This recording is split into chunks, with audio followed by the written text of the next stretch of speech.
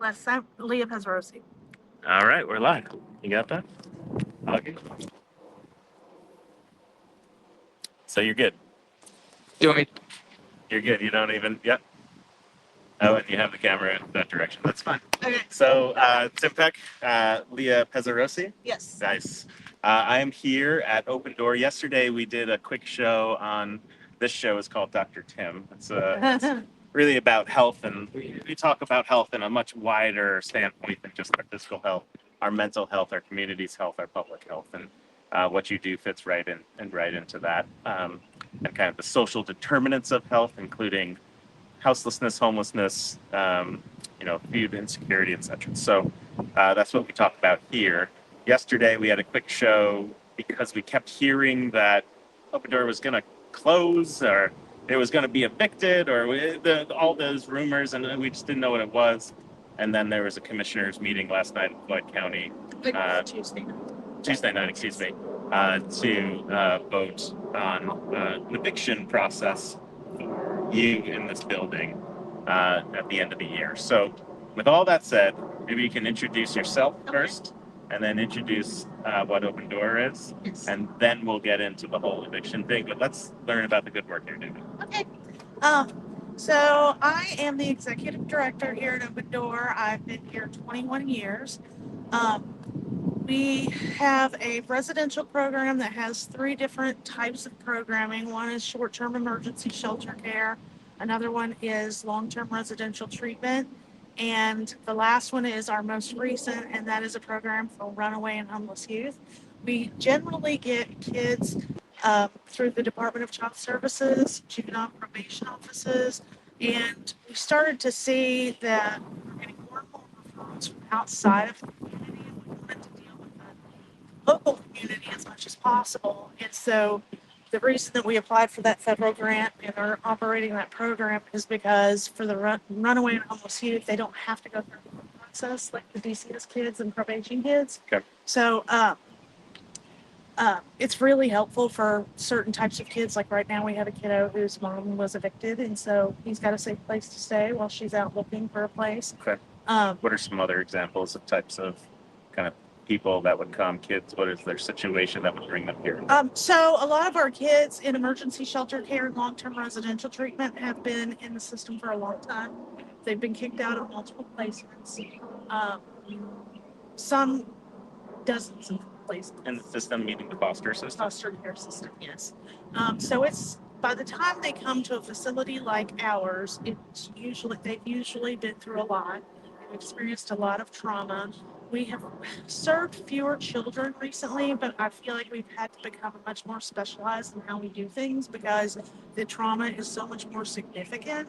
A lot of physical abuse, a lot of substance abuse in the home, sometimes substance abuse with parents and kids together. And so also for the first time since I've been here, I'd say in the last 2 years, we have more children that have no family to speak of than ever. And so we are also trying to be kind of that safe, stable adult relationship for them. Got it. So I work in the emergency department and I see all sorts of abuse, all sorts of unfortunate situations, often parents who or might have gotten in a car accident and have no social support, but also, abuse situations, drugs and alcohol. We call the police and DCS who helps. And then I don't know what happens afterwards. I hope that the system is working for that person or that they're safe, right? And my job is to go back and help the next person in the next room who's sick, right? Use the skills that I have. After I make that phone call and this boy has no parents that can take care of them anymore, or support system around them, what happens to them? So usually DCS will try to locate family. If they can't find a family, they will try to find a foster home. Foster homes are exceedingly rare, unfortunately, especially for kids who are older. Yeah. And so that's also how we get our kids a lot of the time. It's their teenagers, and foster homes are reluctant to take them. We also get teenagers that have a lot of different types of behavior. It might be self-harm, it might be aggression, and so we're an appropriate placement for those those kids too. Mm-hmm. But the system has so many different components, and the other thing is that the DCS system is so large that I feel like it's really hard for them to have uniformity across the state Mm-hmm. with how they do things. So, And how are you funded here? so for residential services, we have a per diem that we get that is paid by state property taxes. We have an after school program in 7 elementary schools, and that is funded through various grants that we've cobbled together. And then we do diagnostic and evaluation services, and that is a contract with the state. And then we also have Title V funding that pays for us to do sexual abuse prevention education Mm-hmm. in Clark and Floyd County schools. We reach thousands of children with that program. Okay. And also with that program, we have to handle disclosures because they inevitably happen.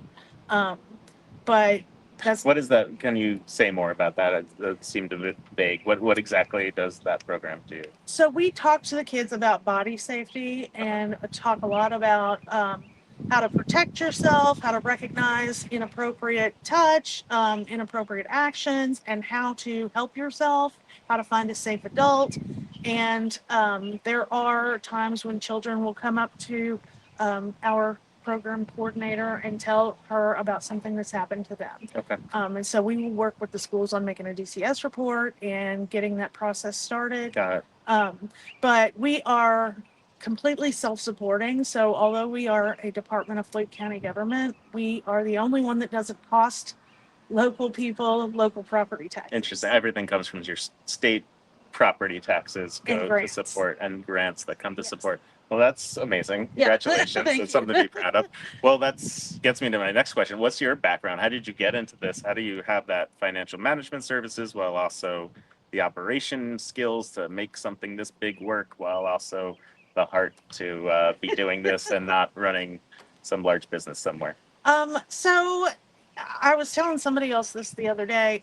These are the kids I grew up with in my neighborhood. Mhm. That's who these kids are. And so I've always just kind of felt a connection. And when I first got into social services, I had gotten my bachelor's in Where are you from? I'm sorry. Oh, Louisville. Yeah, from Louisville. I got my bachelor's in psychology, and so I did a little bit of case management work and worked with adults, and then moved to the kids program. And I just started to make some contacts, and I started to really feel like I was able to connect with the kids, and I'm very passionate about it, but I'm not sentimental and I'm not warm and fuzzy. And, I just want to I really want to help them, because if not, then they're not going to be successful as adults, and they're going to cost a lot more money. Okay. So And that point we talk about all the time when it comes to health is it costs a lot to be unhealthy. yes. And it costs the state a lot to be unhealthy. It costs the country and our taxpayers a lot to be unhealthy. And doing something like this to invest in children now, you said it right there, it helps. It's fiscally conservative to do so. And Yeah. it helps down the road not spend nearly as much. And we actually just had a former resident make a post that he would be in hospital or jail if it weren't for here. Yeah. And he's, I believe, in his mid-20s now and doing great. Yeah. And we do stay in touch with a lot of our former residents. When the commissioners meeting happened and we first posted about it, 2 former residents actually reached out to me and offered to write letters. So I forwarded those on to the commissioners. Last night, a former resident texted me. She's 30 now. We stay in touch, and she wants to come to the meeting on the 24th. And that is our biggest program for sure, and the most complex. But we also do a lot of other things as well. And then we tend to be like a long-term safe place for the kids, where they'll reach out if they're having trouble.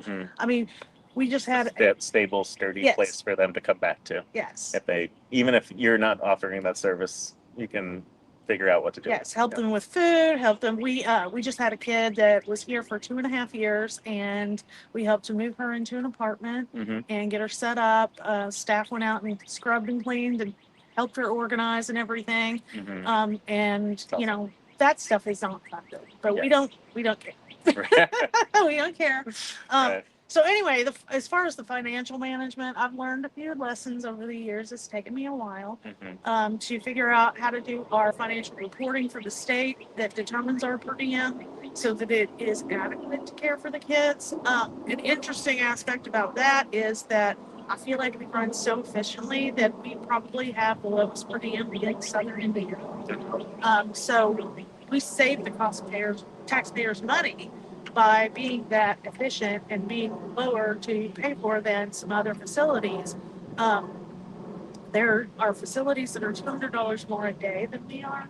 So that's important to me too, is that when I got here, What's the secret there? To be literally $200 less a day um, per bed or child, or how do you per what's child the per unit per child per day? How? And so have these success stories you spoke about? um, well, uh, I think that some of it is owed to some of the small supports that we do get from the county, like the auditor's office processing our payroll and the IT department.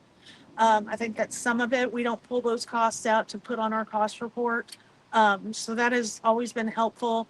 But I also think that because we're part of county government, that our salaries have historically been a little bit lower than the average in this industry. Um, Another thing that affects the per diem, and there are a lot of things that go into that, but another thing that affects it is your census and your staff to child ratio. So if you have fewer kids and a lot more staff, you get a higher rate, but then eventually that will kind of inverse. So there's just a lot that goes into that. And yeah. So let's get into two more pieces of information, and then we'll wrap this up. We have a big day. I have a big day. Actually, I have two more events to go to. I have a Republican event to go to and a Democrat event to go to, which is fun to kind of make some bridges here. And this nonpartisan event. So the question is, let's talk about the eviction. Okay. What's going on, and then afterwards, I want to make sure there's just a little time left to say, how do we help? Who can help? Do you want other people's help? How do they Okay. do you need money? Do you need time? Do you need resources? What is it? I'm sure you need all of it. So tell people how they can do so. But before we get there, what is going on with being evicted? So about a week and a half ago, one of the commissioners came here, just stopped by and told me that they wanted to end our agreement and that we had to be out by the end of the year. One of the commissioners themselves came? Yes. Okay. And I was like, whoa. And I was trying to like work it out in my brain. And I'm like, well, hold on. We've got contractual obligations that might interfere with. And, you know, we have to get approvals from the Department of Health and the Department of Child Services for any new place we might go to. We also have this matching grant, and we had it until 2028. We thought we'd have more time to raise the matching funds, and so this shrinks that timeline quite a bit too. But I went back and looked at the local interlocal agreement, and there were provisions that are at least going to keep us here until February. And they did indicate verbally, although it's not in the resolution they passed, that they will give us more time if we need it. We have hit the ground running. We started a specific campaign that people can find on our Facebook page to help us. And the faster we can raise the money, the better we can find a safe, secure place. Representative Ed Clear has offered to sit in whoever's office he has to get the approvals pushed through as quickly as possible. I mean, we are ready to take responsibility for this, but the timeline is very, very. Yeah. So the timeline is February. Yes. And they verbally said, but didn't put it in writing or in the resolution, that you might be able to get some more time, but that's not guaranteed. Correct. What has to happen between now and February? So what has to happen between now and February is we either have to raise enough money to buy this building, which is a daunting task, not because of the fundraising. We're going to have to do that anyway. But I'm not a building manager. Right. So, but you're a county government, a wing of the county government. Yes. But you personally in your organization, this part of it will have to raise the money to buy this building rather Yes. than the county raising the money and Yes. putting it in their budget. Yes. I don't see how that works. So yeah. So you're just gonna have to raise money for the county government yourself, and it's not going to be through necessarily grants or through taxpayer money to come in. You just have to find good people who are willing to give money. Well, we are definitely going to be applying for some grants to Okay. some local foundations. Foundations, right? Yeah, we've made some But not contacts. government grants necessarily. No. Okay. Most of those that we have or could get don't pay for capital projects. Okay. This runaway and homeless youth program, I could probably move a little bit of money around to help, but not a whole lot. Sure. So How much do you need to buy this building? I have no idea. They haven't gotten the assessment. What is this building? What was this building? It was Pineview Elementary School. Most of this building is county government offices, and we don't, like I said, I'm not a property manager or building manager. I don't know what we would be getting ourselves into. That would be the simplest thing to happen so that we could then fundraise to build new. However, we are also in touch with some other people about some other properties and are taking a look at some things. We've talked about maybe the county would give us some money or some land up in Nova Park and we could build new there. Okay. But again, it's a really difficult timeline. And you have to do all of that by February. which is 9 months from now. Right. And it's really because there's the construction. 6-9 months to come up with a plan for something. Right. Yeah. Right. And you're starting from scratch. You don't really know where you're going to get this money or even where to start. Right. Okay. I'm hoping that there's some of our listeners out there and some of our watchers do know where for you to start. Yeah. And will reach out and say, I have this idea, I have this idea, I have this path, I have this path, I have this dollar, I have this dollar. So it sounds like what you need is, and correct me if I'm wrong, but what I'm hearing is you need money, of course, and places that might, foundations, family offices, wealthy individuals, etc., that might have money to help support this. And yes, you probably need a down payment, not the whole thing. Right. You need a 20% at this point, on a mortgage, perhaps, Yes. right, rather than the whole thing. Although the whole thing would be nice, and then you need, but people who can lend their skills and knowledge of even how to navigate all this. Yes, and we met with somebody today, a media relations company who is going to help us get our word out, and he gave us a huge list of things to do. And so, if somebody doesn't have money, we'll take your volunteer time to help us with some of these tasks. And so, who is that? Which? It was Pro Media. Pro Media. And so, okay, so you're looking for, volunteers, right? And not hands volunteers, although that's helpful, I'm sure, in ways. But you're looking, especially if you have to move to another building or build something. But some people who have some, skills around financial planning and analysis, some skills around real estate development. What other kind of skills are we looking for? Looking for people who aren't scared to call somebody and ask for money for us. Call corporate offices of companies and things like that. Right. Just corporations can do this too, right? Kroger, who serves our community, can further serve the community by doing something like this. Yes. Not that I'm putting Kroger on. I kind of am. They've donated before. I'm sure they have. So, and that's number one rule of fundraising, right? Go back to the people who've donated before because, they're already invested and you don't have to sell to them the mission of this place. They obviously know it if they've been able to donate before, and hopefully they'll donate again. Yeah. And any other skills or? Planning, like we plan to have an open house / cookout on June 20th. And so people could come out and help with that. Okay. People could donate food for that, could donate. June 20th? Yes. What day is that? That's a Friday. A Friday. During the day or what time? Yes, we don't have exact times yet. We're going to be posting about it once we let us know and we'll amplify it. We'll put it on our social media. Yeah. I appreciate that. Yeah. So. Okay. Well, ready to do it. Any last words? What should I be asking that people might be wondering that you want them to know out there? that I went through all of our staff, and our cumulative tenure here is 150 years. Yeah. We stay, we're very dedicated. We try our best to use evidence-based practices with the kids, and yeah, we mean well, we're sincere. Um, yeah. Yeah. Okay. Well, thank you for your time.